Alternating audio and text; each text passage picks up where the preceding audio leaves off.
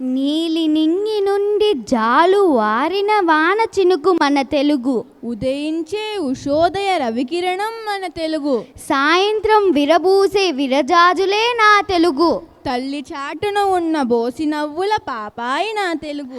అలాంటి అపురూపమైన సుందరమైన నా తెలుగు సాహితీ యశస్సును రూపకం ద్వారా మీకు తెలియజేయడానికి తెలుగు క్లబ్ యాక్టివిటీ విద్యార్థులు చిన్ని ప్రయత్నమే ఆంధ్ర వైభవం, మన తెలుగు ఘనత.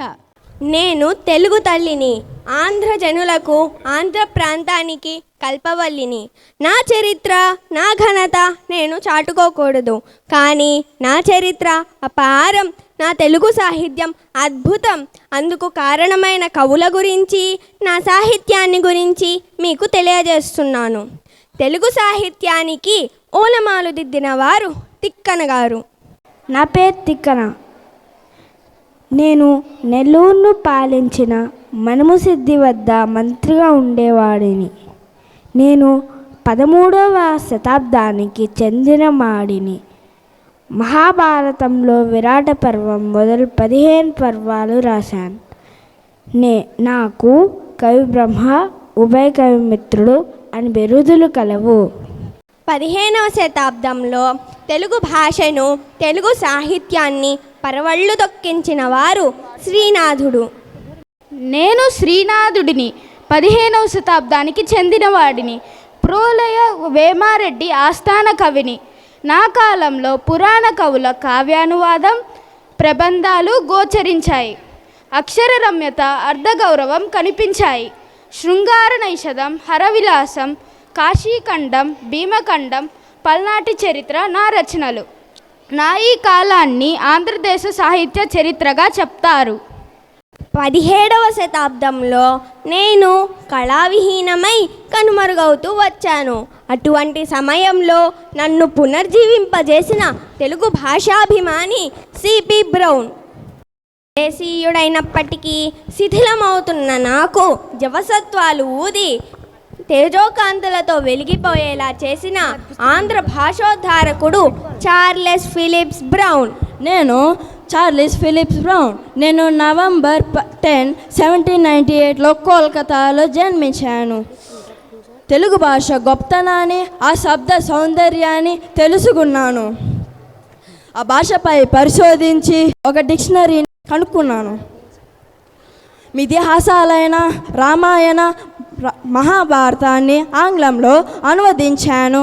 వేమన పద్యాలను ఆంగ్లంలో అనువదించాను. మీ తెలుగును చదివి అర్థం చేసుకుంటే మనిషి ఖచ్చితంగా మనిషిగా మారటం తథ్యం. ఇది నేను గ్రహించిన నిజం. తెలుగు ప్రాచీన గ్రంథాలను చదవండి, తెలుగు భాషను వెలిగించండి. జై ఆంధ్రం. Learn Telugu language. Definitely you will become a good citizen. It's my oath.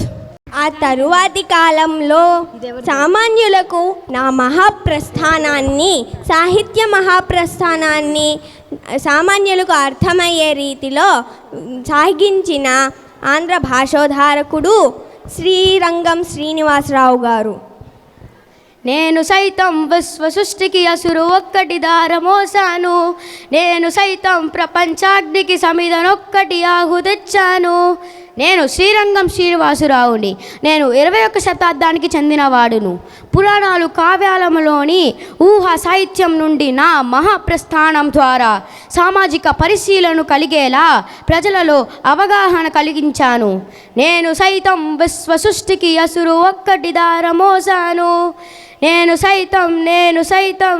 సైతం ప్రపంచాగ్నికి సమిధనొక్కటి ఆహుతిచ్చాను.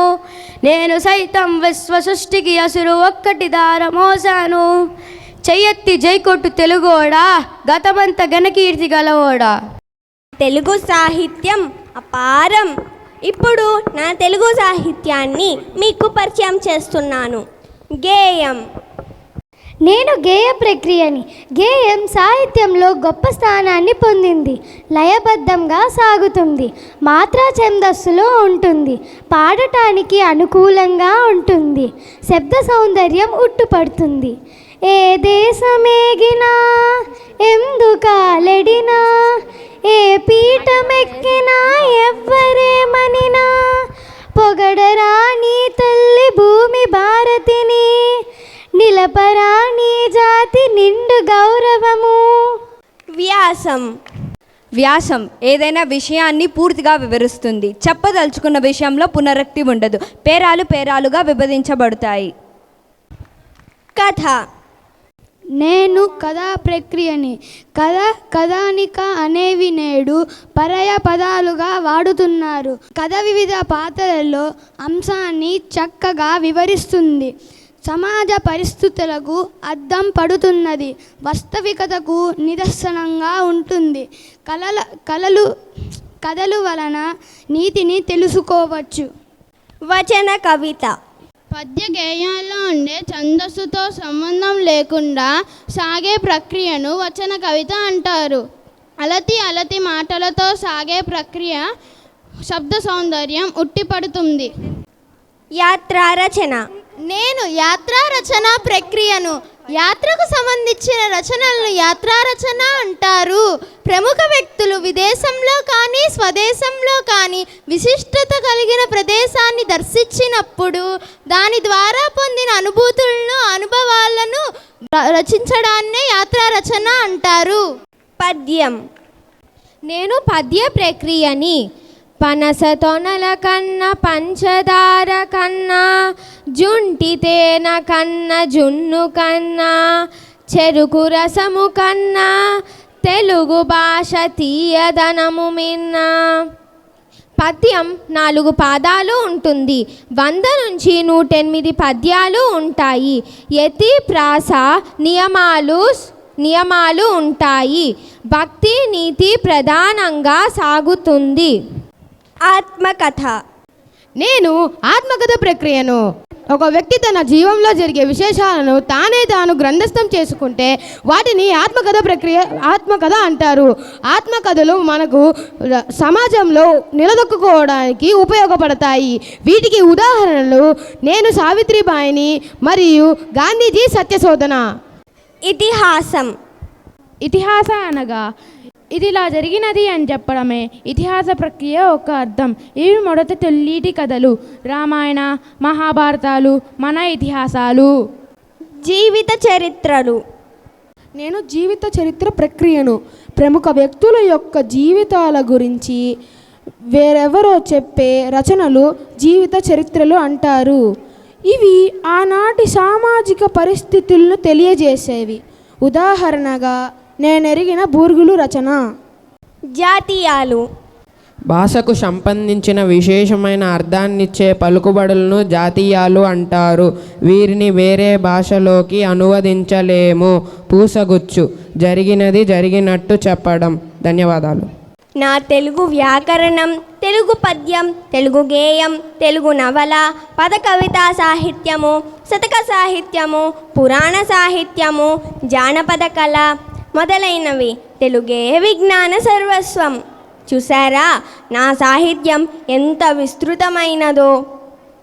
దక్షిణ గంగ గోదావరి తీరాన రాజరాజు గృహాంతరమున పుట్టి హరిహరావాసమై అలరారు నెల్లూర నెరజానతనమున నిగ్గుదేరి కొండవీట్పురమున కొమరైన సర్వజ్ఞ చక్రవర్తిత్వంబు సంగ్రహించి విద్యాపురంబున విద్యల గడిదేరి గండ పెండేరంబు కాలదొడిగి ఓరుగంటిని సారస్య మొలకబోసి తంజనగరిని తయ్యని తాండవించి మధుర మధుర ప్రభావంబు మధురగాంచి దివ్యతరమయ్యే సుకుమారిని తెలుగు తల్లిని.